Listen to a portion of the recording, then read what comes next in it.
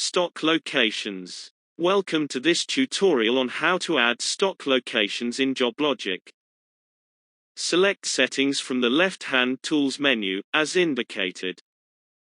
Now select the Library option and then scroll down to the Locations option.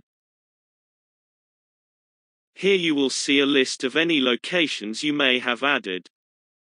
Select the Add Location button, as shown. Add the location's name and choose if this is to be your default location, as indicated. Note if you select this as the default location, then the previous default will be removed.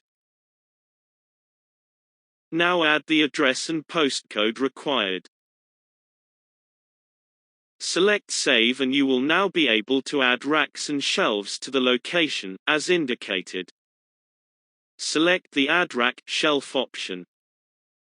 Name the rack or shelf and give it a description. Note you also have the option to make this default. Select Save option. You have now added a rack shelf to your warehouse in this example.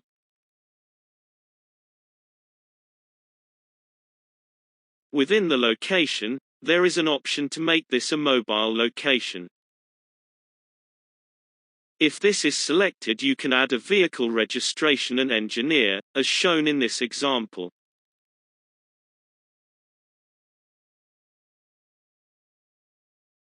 Add the vehicle details, as indicated. Please note all details do not need to be completed, if not required. Once saved, racks or shelves can be added to the van, in the same way as above.